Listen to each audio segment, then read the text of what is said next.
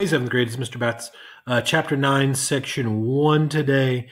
I'll try to keep this under 10 minutes. I just did the eighth grade video a few minutes ago and it lasted 11, so I like to talk a lot. I don't know.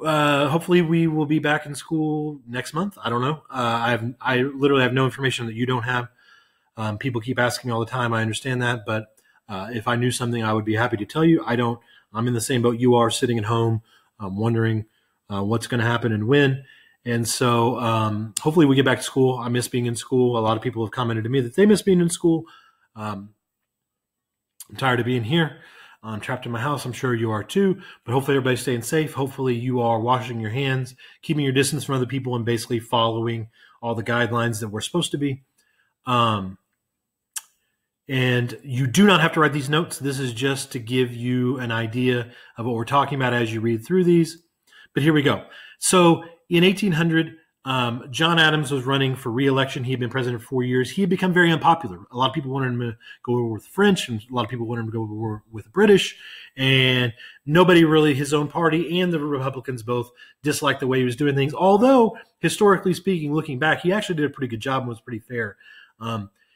And so historians now believe, that in hindsight, John Adams was one of our better presidents, even though he only got one term. So by the time the election of 1800 came around, it was the Federalists with John Adams against the Republicans with Thomas Jefferson, as we talked about in the last slideshow. And they grew to pretty much hate each other.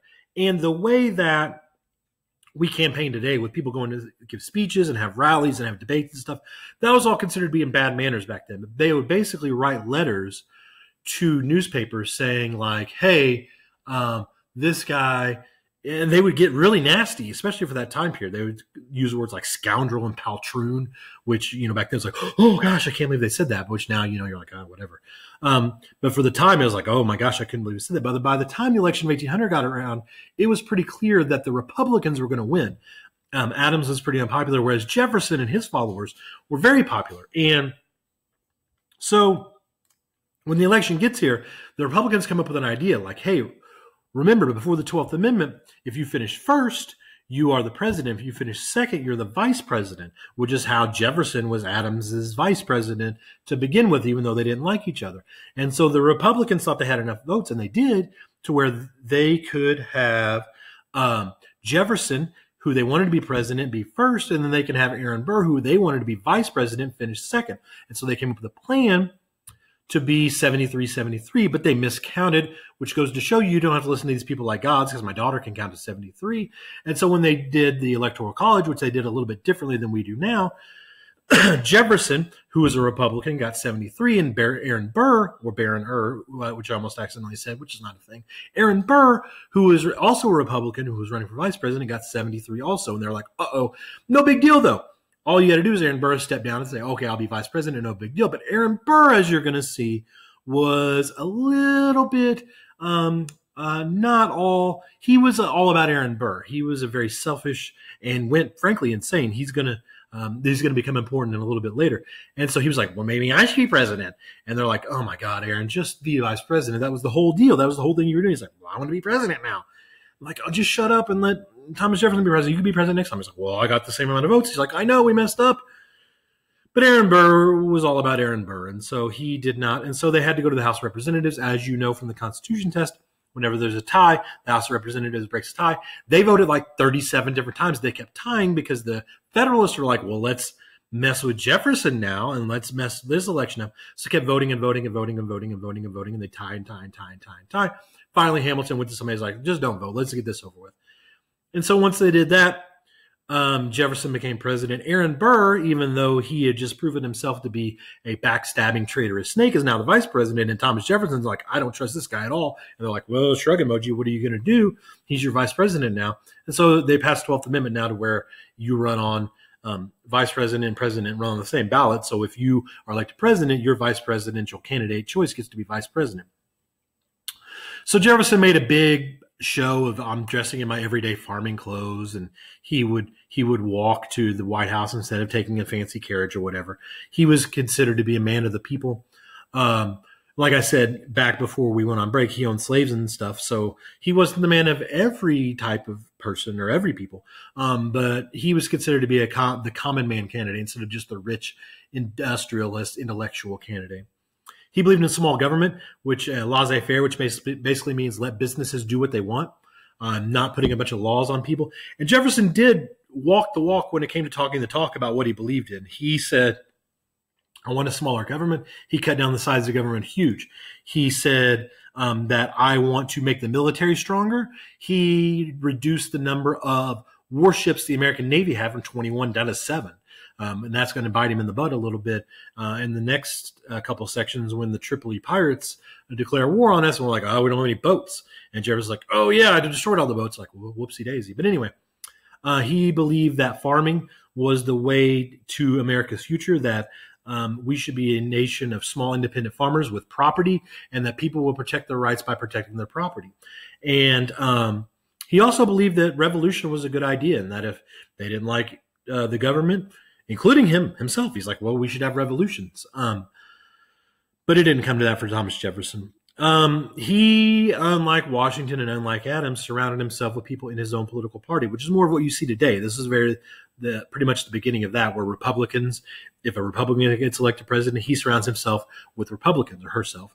And Democrats the same way. Back then, of course, it was Federalists and Republicans. Sometimes the Republicans were called the Democratic Republicans. Sometimes they were called the Jeffersonian Republicans after Thomas Jefferson, because he was the symbol and the leader of this government. He felt like the government should be hands off. Let people have their freedom. If people want to do this, let them do this. If they want to do that, let them do that. Got rid of the whiskey tax. Didn't believe it was the government's job to tax people where it wasn't necessary. And like we talked about in the last chapter, that caused huge problems because farmers did not have money. They were basically bartering with each other for their goods and stuff. And so cash was never part of the equation. So this is kind of complicated. It'd be easier if we were in class. But basically, you get elected in November. Back then, you didn't take over till March 4th to be exact. That was before the 20th Amendment, which changed it to January 20th, as you already know. And basically, at the end of Adams, while he was what's called a lame duck president, which is the point of time between where he got voted out in November and between Jefferson and when Jefferson became president in March, he tried to cram the courts with as many Federalist judges as he possibly could. Hundreds of people. And so the thing is, you couldn't just email or Twitter or, put it in Google Classroom. Back then, you had to actually send the notes. And so in his last few days, he was writing letters day and night. And so he was having John Marshall and James Madison deliver these letters. And when Jefferson took over, he was like, hey, we're not delivering these. I don't want these people to be judges. And so one of the dudes that was supposed to get this judgeship was named Marbury. And so he took basically Thomas Jefferson to court, James Madison more specifically, who's the Secretary of State, and said basically like, hey, you have to deliver these letters to me. I'm supposed to be becoming a judge. I want my judge notice. And so William Marbury was his name. And so Marbury versus Madison became one of the most popular and most famous court cases ever. And the court said basically, not only do we not have to deliver the notes, but it also established what we call judicial review, which basically says that the Constitution is the supreme law and the Supreme Court gets to decide if laws follow the Constitution or not. And so basically the Supreme Court gave itself the power to toss out laws that did not follow the Constitution. And so Marbury lost his case. He did not become a judge. And not only that, but also established the Supreme Court is a huge, powerful branch of government going forward. And so this set up a system now where if Congress passes a law and the Supreme Court says it doesn't follow the Constitution, they can toss it. And so this really set up the branches of government having even further checks and balances over each other.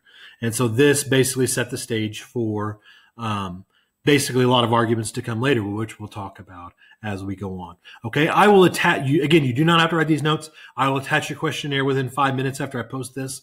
I did keep this. We're closing in on 10 minutes right now. I did my best. If you have any questions, comments, concerns, you have other ideas or what we could do together. We're all doing this for the first time. And so this is as new for me as it is for you. Post them in Google Classroom, say hi, tell me what you're up to, whatever you want. Just keep it appropriate and fill out the questionnaire as you get it. And I will talk to you later. Bye.